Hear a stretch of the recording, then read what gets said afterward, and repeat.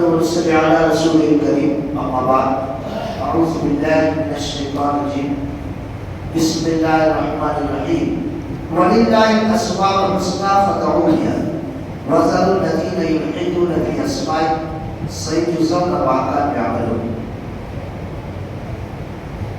نواقض اسلام میں سے دوسرا نواقض جو چل رہا تھا وہ یہ وسیلے کی مطابق، یعنی اللہ اور بندے کے درمیان وسیلہ اختیار کرنا کہاں تک صحیح ہے، کس حد تک صحیح ہے اور کس انداز سے صحیح ہے.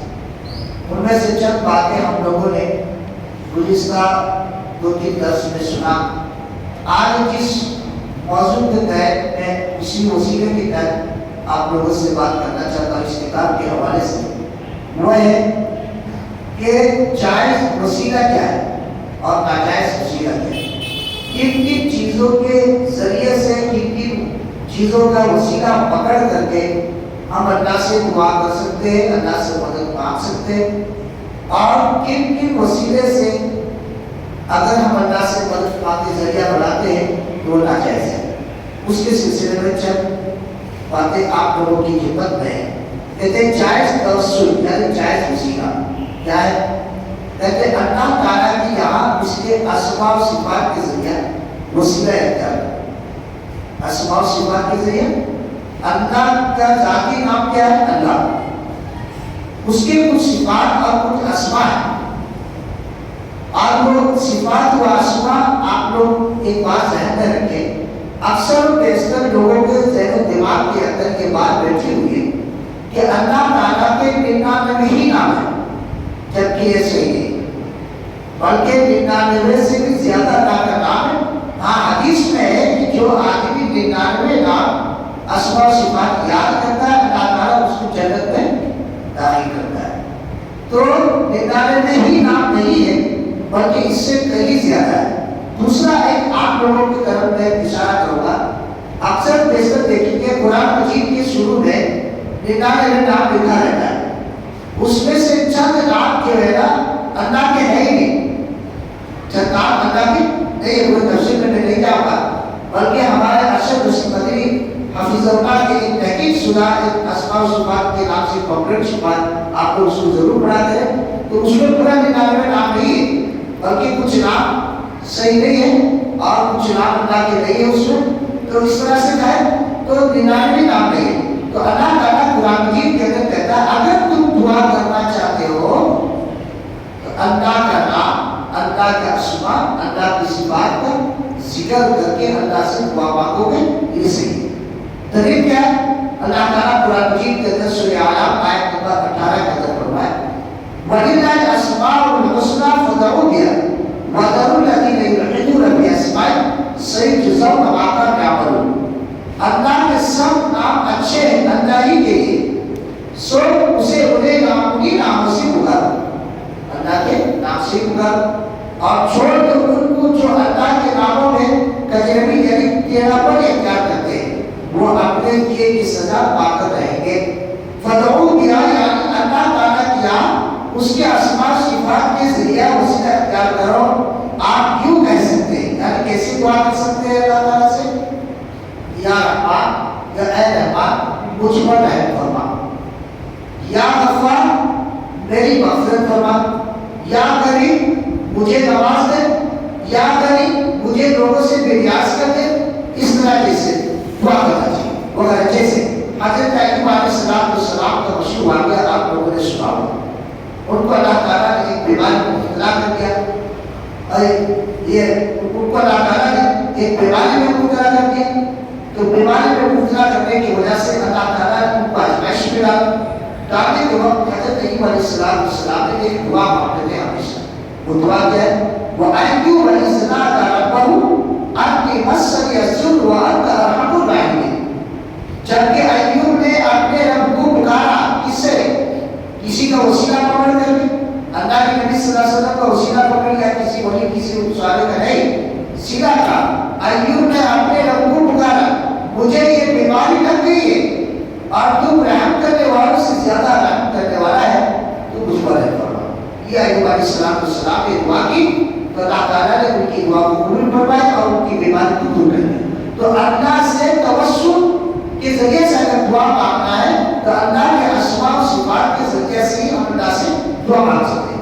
ایوب علیہ السلام نے اللہ کی یاد اس کی صفت ارحم الراحمین کا وسیلہ ہے کہ تو سب سے زیادہ رحم کرنے والا ہے کر، تو اللہ نے ان کی دعا قبول فرمائی۔ اسی طرح سے حضرت یونس علیہ السلام کا مشہور واقعہ آپ سنو گے کہ مچھلی نے ان کو نگل دیا، پورا واقعہ پہ میں نہیں جاؤں، مچھلی نے ان کو نگل دیا، پیٹ میں رہے، تو جب مچھلی کی پیٹ میں گئے کہ تاریکیوں میں تھے، یعنی ایوب علیہ السلام کئی اندھیروں کے اندر تھے، ایک مچھلی کے پیٹ کے اندر، سمندر کی تاریکی، رات کی تاریکی، مچھلی کے پیٹ کی تاریکی، اس وقت انہوں نے کسی کا وسیلہ نہیں پکڑا، کیا کہا وَذَكُّرْ إِذْ ذَهَبَ مُغَاضِبًا فَظَنَّ أَن لَّن نَّقْدِرَ عَلَيْهِ فَنَادَىٰ فِي الظُّلُمَاتِ أَن لَّا إِلَٰهَ إِلَّا أَنتَ سُبْحَانَكَ إِنِّي كُنتُ مِنَ الظَّالِمِينَ فَاسْتَجَبْنَا لَهُ۔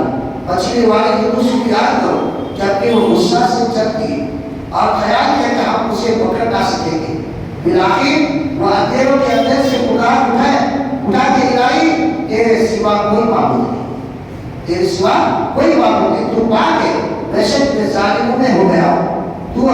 تو ہم نے اس کی پکار سنی، اللہ تعالیٰ نے کو نجات دے دیا۔ تو یہ ایوب علیہ السلام کی دعا قرآن مجید کے اندر ایسی بے شمار بہت سی دعائیں اور انبیاء کرام کا ذکر کیا جس میں انہوں نے اللہ تعالیٰ سے وسیلہ پکڑا۔ آدم علیہ السلام کو دیکھیے جب اللہ تعالیٰ کو دنیا کے اندر بھیج دیا تو انہوں نے کہا ربنا ظلمنا انفسنا وان لم تغفر لنا وترحمنا لنکونن من الخاسرین۔ اس طرح سے انہوں نے اللہ تعالیٰ سے دعائیں مانگی، تو یہ پہلا وسیلہ ہے، یعنی اللہ کے نام اور صفات کے ذریعے سے ہم اللہ سے دعا کر سکتے ہیں۔ جائز وسیلہ کا دوسرا طریقہ کیا ہے؟ زندہ صالحین کی، یعنی کوئی آدمی زندہ ہو، نیک ہو، اچھا ہو، وسیلہ اختیار کرنا بھی جائز ہے۔ کیسے اس کا بتایا، جیسے حضرت عمر فاروق رضی اللہ تعالیٰ عنہ نے جب اللہ کے نبی صلی اللہ علیہ وسلم کا انتقال ہو جاتا ہے تو حضرت فاروق رضی اللہ تعالیٰ عنہ، حضرت عمر فاروق رضی اللہ تعالیٰ عنہ نے اللہ کے نبی صلی اللہ علیہ وسلم کا وسیلہ نہیں پکڑا، بلکہ حضرت عباس رضی اللہ تعالیٰ عنہ کے پاس آئے اور کہا کہ آپ اللہ سے دعا کر دیجیے، اللہ بارش برسا دے۔ تو حضرت عباس رضی اللہ تعالیٰ عنہ کی دعا کے پاس پوچھتا ہے، واسطہ کیا کیا ان سے دعا کی درخواست کی تو انہوں نے دعا کی۔ مطلب یہ ہے کہ اگر کوئی نیک اور صالح ہمارے معاشرے کے اندر ہے، ہم چاہتے ہیں کہ بڑا نیک انسان ہے، ہم اس کو دعا کی درخواست کر سکتے ہیں، وہ ہمارے حق میں دعا کر سکتے ہیں۔ ایسا نہیں کہ میں یہاں بیٹھا ہوں، آپ دلی سے کہیں کہ اللہ آپ اس رامدہ کے نام سے میں دعا مانگتا ہوں، اس طرح تو نہیں، بلکہ آپ اس سے درخواست کر سکتے ہیں اور ایک سارے لوگوں سے درخواست کر سکتے ہیں کہ اللہ تعالیٰ سے دعا کی کہ اللہ تعالیٰ ہماری دعا کو قبول فرمائے۔ اور اس طرح سے اسی طرح سے حضرت معاویہ رضی اللہ تعالیٰ عنہ نے یزید الجرشی کی دعا کا وسیلہ کیا کیا، انہوں نے ان کو کہا کہ دعا کر دو۔ اسی بنا پر فقہائے کرام نے کتاب الاستسقاء یعنی پانی مانگنے کی کتاب کی دعا میں صالحین کی دعا کا وسیلہ اختیار کرنا جائز قرار دیا، لیکن اس کا یہ مفہوم ہرگز نہیں ہے کہ ان کی ذات کو استعمال کرے، جیسے بہت سے لوگ ذات کا استعمال کر دیتے ہیں، اللہ کے نبی صلی اللہ علیہ وسلم کے خدمت سے،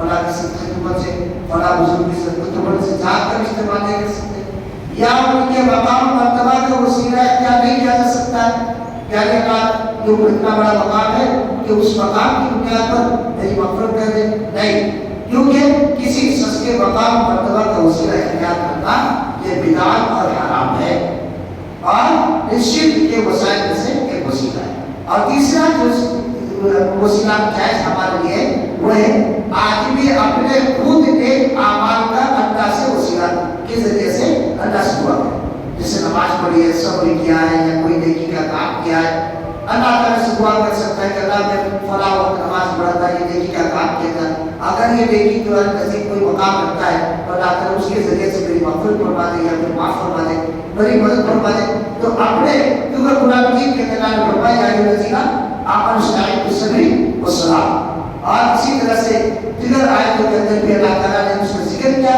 تو اس طرح سے اپنے نیک اعمال کے ذریعے سے اللہ سے دعا کر سکتا ہے۔ اب آگے ناجائز وسیلے کی طرف नाजायज वसीला क्या है? नाजायज तवस्सुल ये है कि अल्लाह ताला की यहाँ किसी शख्स के मकाम मर्तबा का वसीला क्या किया जाए या किसी शख्स की जात का वसीला क्या किया जाए, ये वसीला ममनू है और शिर्क के असबाब में से एक सबब है।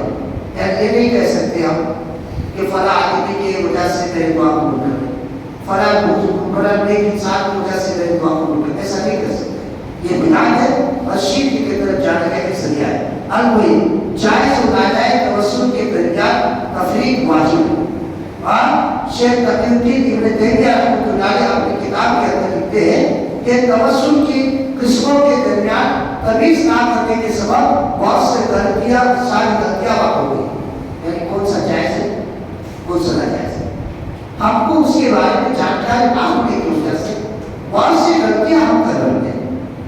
और लिहाजा जरूरी है कि जायज़ और नाजायज़ तवस्सुल अच्छी तरह समझ लिया जाए कि कहाँ जायज़ है, कौन सा तवस्सुल जायज़ है, कौन सा वसीला इख्तियार करना जायज़ है, कौन सा वसीला इख्तियार करना नाजायज़ है, अच्छे तरीके से जान जाए। वरना क्या होगा, हम बहुत सी गलतियाँ कर बैठेंगे तो फिर हम समझ नहीं पाएंगे। तो अच्छी तरह से जान लिया जाए ताकि कोई गलती के शिकार ना हो सके। मुसन्निफ रहमतुल्लाह अलैह कहते हैं जो लोग अपने और अल्लाह के दरमियान कोई वसीला इख्तियार करते हैं यानी उन्हें वास्ता बनाकर उन्हीं को पुकारते हैं, जैसे या अहमद अल-बदरी या अब्दुल कादिर या हुसैन या अली या फला, मेरी मदद करो, मुझे बचा ले, मुझे शिफा अता करे, मेरे को जिंदा को लौटा दे, इस तरह के उनके नाम की रिहाई देते हैं तो जान लेते हैं ये शिर्क अकबर है। क्योंकि ये अल्लाह ताला के अलावा किसी और से दुआ मांगना और दुआ इबादत के अजीम किस्मों से है। ये किस्में जैसा कि अल्लाह के रसूल सल्लल्लाहु अलैहि वसल्लम ने फरमाया दुआ वल इबादत, दुआ इबादत के अजीम किस्मों से है। तो इस तरह से यानी हम किसी की जात को ना करके इस्तेमाल नहीं कर सकते हैं, दुआ नहीं कर सकते हैं, बल्कि हम जिंदा अगर हैं तब उनको दुआ की दरखास्त कर सकते हैं। शेखुल इस्लाम रहमतुल्लाह अलैह बयान करते हैं शयातीन कभी कभी, शयातीन ये बहुत गौर की बात है, शयातीन कभी कभी मुर्दों की शक्ल इख्तियार करते, जो मर जाता है उसकी शक्ल इख्तियार करते, फिर कब्रों के पास लोगों के सामने निकलते और कहते हैं कि मैं फला कब्र वाला हूँ, तुम क्या चाहते हो बताओ, मैं तुम्हारा क्या करता हूँ। हालांकि वो शैतान होता है जो मैयत की शक्ल इख्तियार कर देता है, जबकि लोगों का ख्याल होता है कि यही असल नहीं है। जबकि अल्लाह ने कहा वो मम्मी होगा बरसुल यानी एक मरतबा रूह निकलने के बाद दोबारा वापस नहीं आता है यहाँ तक कि क़यामत है। लेकिन शैतान क्या करता है, लोगों को भटकाने के लिए, उनकी अकीदत को बिगाड़ने के लिए कब्र के पास कभी कभी वो आवाज निकालता है, कभी कभी वो जिंदा खड़ा हो जाता है मैयत की शक्ल में और लोग समझते कि वाकई में हमारे कोई रिश्तेदार है। तो इस तरह से उनकी अकीदत को बिगाड़ता है। यहाँ तक कि कभी कभी वो हाथ भी निकालता है और कभी कभी वो अपना हाथ को काट निकालता है, फैलाता है, जैसा वो लोग खुद कहते हैं रसूलुल्लाह सल्लल्लाहु अलैहि वसल्लम ने। और एक वाक़या भी करते हैं, वाक़या भी करते हैं अल्लाह ताला यानी रफ़ाई के बहुत बड़ा खबीस किस्म का आदमी का, शिया किस्म का, उन्होंने एक वाक़या कर दिया कि एक मतलब अल्लाह के नबी सल्लल्लाहु अलैहि वसल्लम की कब्र के पास गया और सलाम किया तो अल्लाह के नबी सल्लल्लाहु अलैहि वसल्लम सलाम के जवाब भी दिए और हाथ निकाल के मुसाफा किए और रफ़ाई को उसको गुस्सा किया। इसको सिर्फ अहले हक यानी अहले हदीस के अलावा तमाम मकर फिक्री स्वागत पर लिखित कर बैठे, वो देवती हो बरती हो कोई भी हो, सारे लोग इस वाक़े पर लिखित कर बैठे। सिर्फ अहले हदीस एक ऐसा ऐसी जमात है जो ऐसे पाखंडियों की बातों पर वो यकीन नहीं करता है और यकीन की जोड़ को उसको रोकता है। तो इन्होंने इस वाक़या कर दिया और कहा कि उनसे मुसाफा किया, जबकि ये सरासर झूठ है। अगर ऐसा वाक़या हुआ भी हो तो दर हकीकत जिसने हाथ बढ़ाया था वो शैतान था, वो शैतान था, लेकिन उसको अल्लाह के नबी सल्लल्लाहु अलैहि वसल्लम इन्होंने अल्लाह के नबी सल्लल्लाहु अलैहि वसल्लम से ज्यादा मकाम सफाई में बढ़ा दिया। तो इस तरह से एक वाक़या, तो ये होता क्या है, जब हम सही चीज का इल्म नहीं रखेंगे तो ऐसी बातों को शैतान ऐसे जो फितने को नुमा करेगा कि फिर हम बचना मुश्किल हो जाएगा। कभी कभी आपको यकीन हो जाएगा कहाँ ये शुरू होगा। तो इसलिए हमें सही इल्म हासिल करना है, जायज़ और नाजायज़ के दरमियान, जायज़ वसीला क्या है, नाजायज़ वसीला क्या है, सही चीज़ों का जब तक आपको इल्म नहीं होगा तो ऐसे फितने से बचना हमारे लिए बड़ा मुश्किल हो जाएगा।